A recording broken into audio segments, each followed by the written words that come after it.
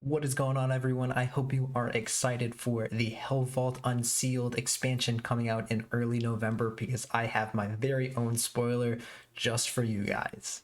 Let's go. What up, what up, what up? Welcome back to my channel. I'm Roxora, and here we do all things Magic and Magic Spellslingers. I'm super excited to showcase a new legendary creature from the Hellvault Unsealed expansion, which is a new 160 card set coming out in early November. Just want to give a quick shout out to the people over at Wizards of the Coast, Pipeworks, and Seismic for giving me this opportunity to generate some hype around the new set. Been really great to interact with people over there, and they clearly care about the success of this game. So props to them.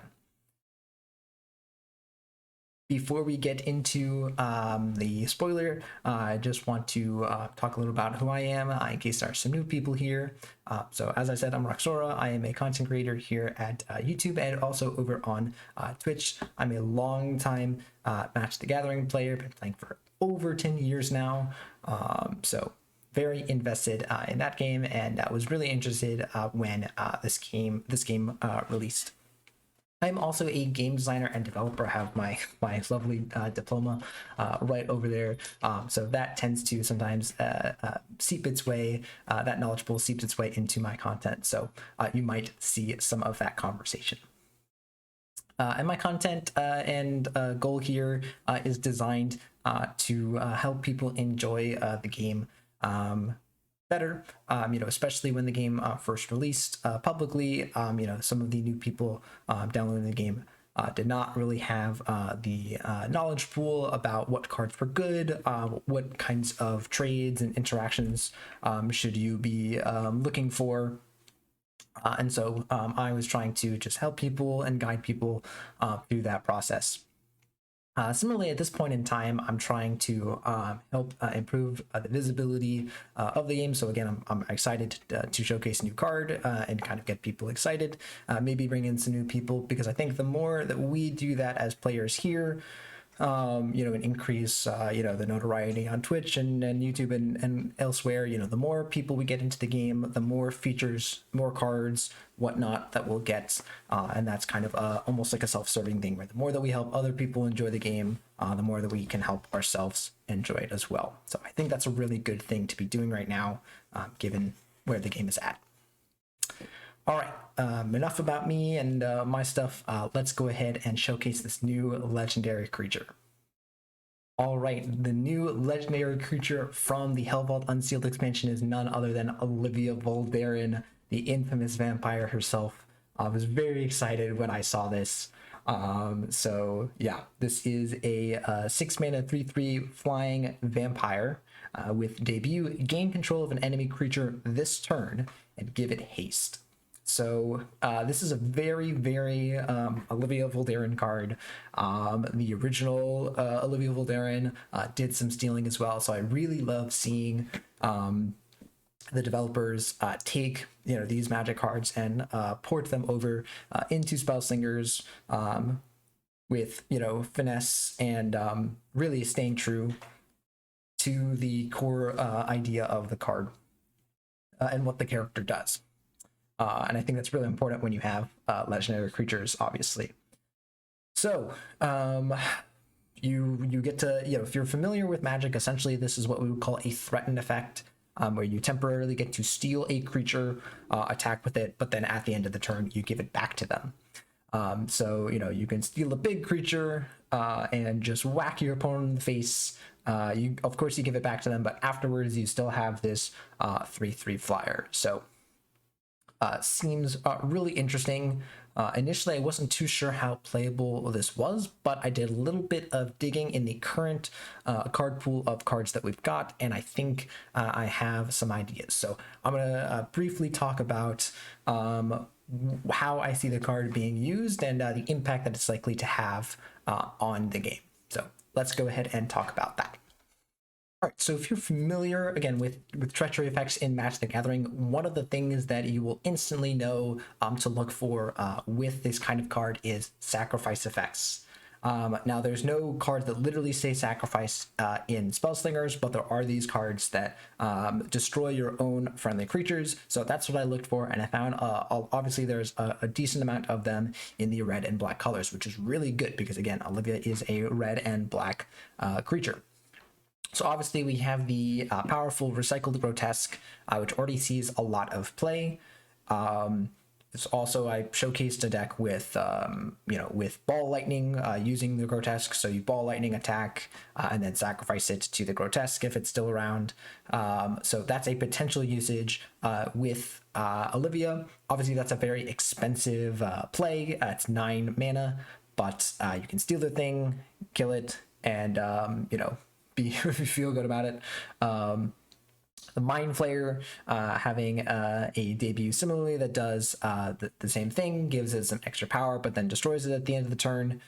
Now, these are fairly expensive, and similarly, the Southpaw over here are all very expensive effects, but there is an artifact as well that has an ability to destroy a friendly creature to draw a card. There is also the Vraska one that destroys a friendly creature, but that is not really likely to show up in Vraska. They can't play Olivia, and I'm not sure how they would get it, so I don't think that's a major factor. But there is also this card Fling, which up until this point was not too powerful of a card. There's better effects to be running, and also the difference between like Shock and Fling is not that different. So unless you really want to kill your own creature, you should probably just run Shock.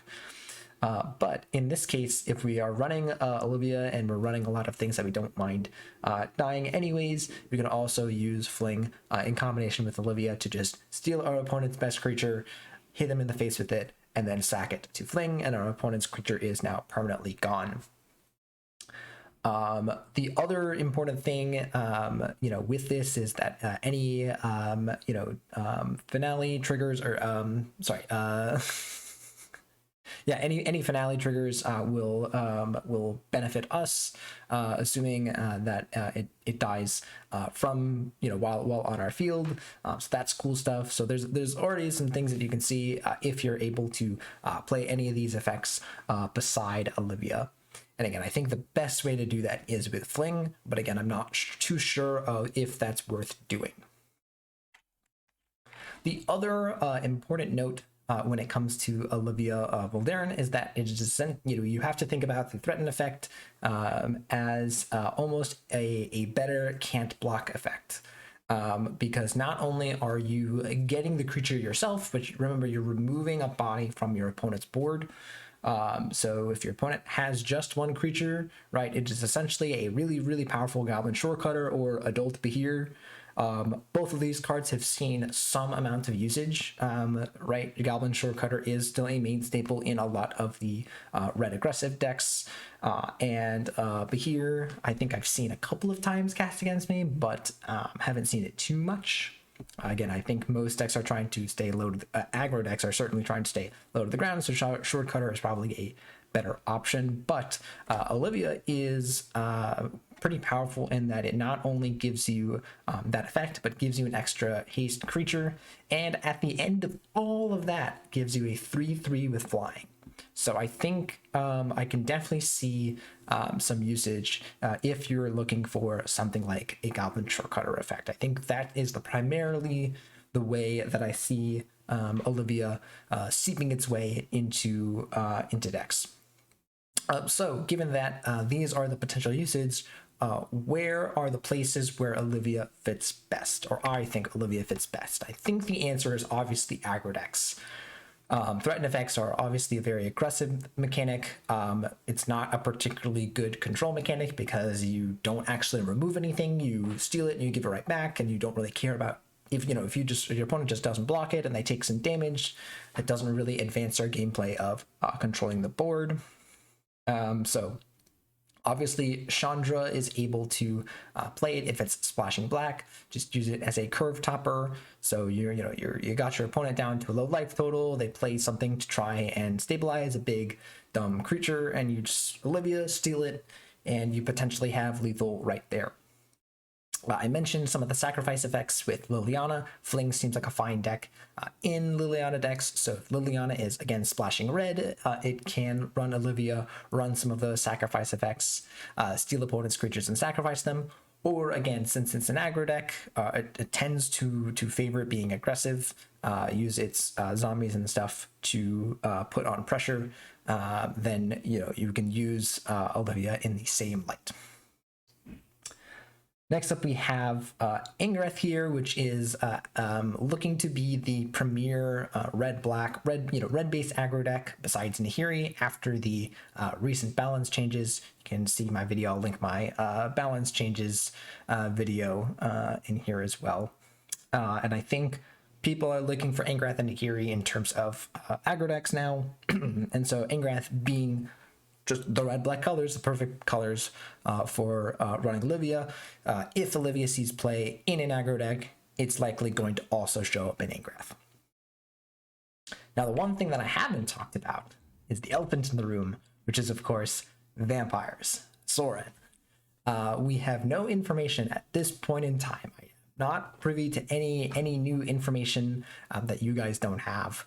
Obviously, so I don't know anything about what Sorin is going to do, but I know that Sorin is obviously likely to run lots of vampires. Maybe I know Sorin is at this point going to be a black-white planeswalker, yes, but they could have an ability or a deck building restriction that allows them to generate vampires, run any number of different colored vampires. So there could be any number of possibilities that would allow Olivia to be played in a Sorin deck, and I would anticipate that because obviously you're gonna want it'd be cool to see Olivia alongside Sorin, since they're both, again, notorious characters from Innistrad. I would really like to see that, so I think that would be really interesting.